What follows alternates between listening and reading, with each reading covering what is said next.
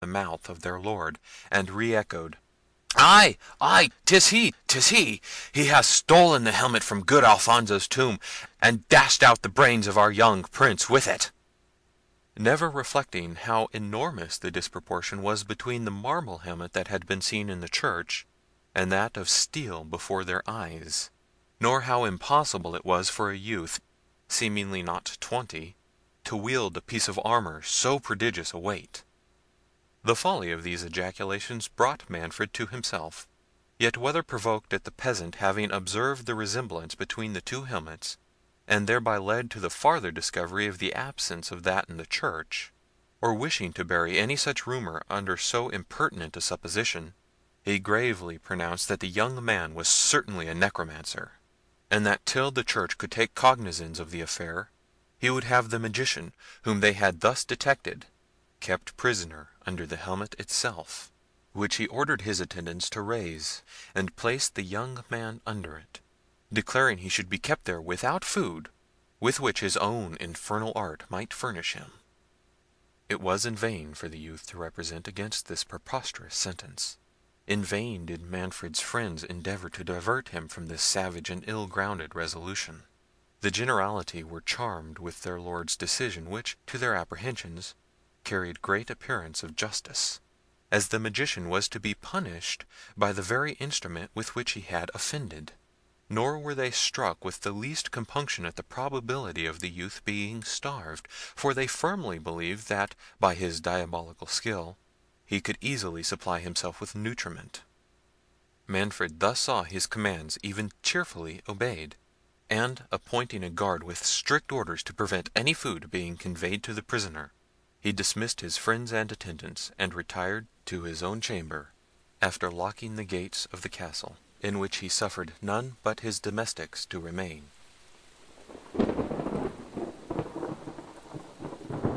In the meantime, the care and zeal of the young ladies had brought Princess Hippolita to herself, who amidst the transports of her own sorrow frequently demanded news of her lord, would have dismissed her attendants to watch over him, and at last enjoined Matilda to leave her, and visit and comfort her father.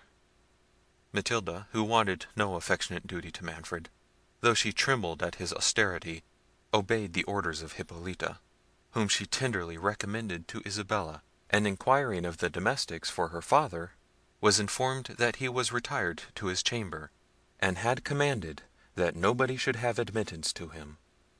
Concluding that he was immersed in sorrow for the death of her brother, and fearing to renew his tears by the sight of his sole remaining child, she hesitated whether she should break in upon his affliction; yet solicitude for him, backed by the commands of her mother, encouraged her to venture disobeying the orders he had given, a fault she had never been guilty of before. The gentle timidity of her nature made her pause for some minutes at his door.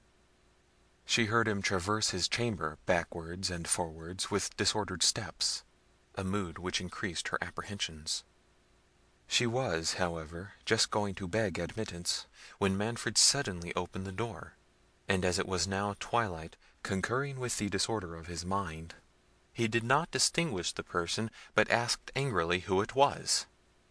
Matilda replied, trembling, "My dearest father, it is I, your daughter." Manfred, stepping back hastily, cried, "Begone! I do not want a daughter," and flinging back abruptly, clapped the door against the terrified Matilda. She was too well acquainted with her father's impetuosity to venture a second intrusion. When she had a little recovered the shock of so bitter a reception, she wiped away her tears to prevent the additional stab that the knowledge of it would give to Hippolita, who questioned her in the most anxious terms on the health of Manfred, and how he bore his loss. Matilda assured her he was well, and supported his misfortune with manly fortitude. "But will he not let me see him?" said Hippolita mournfully. "Will he not permit me to blend my tears with his, and shed a mother's sorrow in the bosom of her lord? Or do you deceive me, Matilda? I know how Manfred doted on his son. Is not the stroke too heavy for him? Has he not sunk under it? You do not answer me. Alas! I dread the worst. Raise me, my maidens. I will see my lord." Bear me to him instantly. He is dearer to me even than my children." Matilda made signs to Isabella to prevent Hippolita's rising, and both those lovely young women were using their gentle violence to stop and calm the Princess, when a servant on the part of Manfred arrived and told Isabella that his lord demanded to speak with her. "With me?" cried Isabella. "Go," said Hippolita, relieved by a message from her lord. "Manfred cannot support the sight of his own family. He thinks you less disordered than we are, and dreads the shock of my grief. Console him, dear Isabella, and tell him I will smother my own anguish rather than add to his." As it was now evening, the servant who conducted Isabella bore a torch before her. When they came to Manfred, who was walking impatiently about the gallery, he started, and said hastily, "Take away that light, and be gone." Then shutting the doors impetuously, he flung himself upon a bench against the wall, and bade Isabella sit by him. She obeyed, trembling. "I sent for you, lady," said he, and then stopped under great appearance of confusion. "My lord!" "Yes, I sent for you on a matter of great moment," resumed he. "Dry your tears, young lady. You have lost your bridegroom. Yes, cruel fate, and I have lost the hopes of my race. But Conrad was not worthy of your beauty." "How, my lord?" said Isabella. "Sure you do not suspect me of not feeling the concern I ought. My duty and affection would have always—" "Think no more of him," interrupted Manfred. "He was a sickly, puny child, and Heaven has perhaps taken him away, that I might not trust the honours of my house on so frail a foundation. The line of Manfred calls for numerous supports. My foolish fondness for that boy blinded the eyes of my prudence. But it is better as it is. I hope in a few years to have reason to rejoice at the death of Conrad." Words cannot paint the astonishment of Isabella. At first she apprehended that grief had disordered Manfred's understanding. Her next thought suggested that this strange discourse was designed to ensnare her. She feared that Manfred had perceived her indifference for his son, and in consequence of that idea she replied, "Good my lord, do not doubt my tenderness. My heart would have accompanied my hand.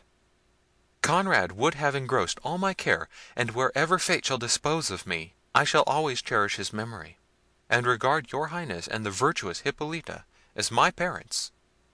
"Curse on Hippolita!" cried Manfred. "Forget her from this moment, as I do. In short, lady, you have missed a husband undeserving of your charms. They shall now be better disposed of. Instead of a sickly boy, you shall have a husband in the prime of his age, who will know how to value your beauties, and who may expect a numerous offspring." "Alas! my lord," said Isabella, "my mind is too sadly engrossed by the recent catastrophe in your family to think of another marriage. If ever my father returns, and it shall be his pleasure, I shall obey, as I did when I consented to give my hand to your son. But until his return, permit me to remain under your hospitable roof, and employ the melancholy hours in assuaging yours, Hippolita's, and the fair Matilda's affliction." "I desired you once before," said Manfred angrily, "not to name that woman. From this hour she must be a stranger to you, as she must be to me. In short, Isabella, since I cannot give you my son, I offer you myself." "Heavens!" cried Isabella, waking from her delusion. "What do I hear? You, my lord, you, my father-in-law, the father of Conrad, the husband of the virtuous and tender Hippolita!" "I tell you," said Manfred imperiously, "Hippolita is no longer my wife. I divorce her from this hour. Too long has she cursed me by her unfruitfulness. My fate depends on having sons, and this night I trust will give a new date to my hopes." At those words he seized the cold hand of Isabella, who was half dead with fright and horror. She shrieked, and started from him. Manfred rose to pursue her, when the moon, which was now up, and gleamed in at the opposite casement, presented to his sight the plumes of the fatal helmet, which rose to the height of the windows, waving backwards and forwards in a tempestuous manner, and accompanied with a hollow and rustling sound. Isabella, who gathered courage from her situation, and who dreaded nothing so much as Manfred's pursuit of his declaration, cried, "Look, my lord, see, Heaven itself declares against your impious intentions." "Heaven nor hell shall impede my designs," said Manfred, advancing again to seize the Princess. At that instant The portrait of his grandfather, which hung over the bench,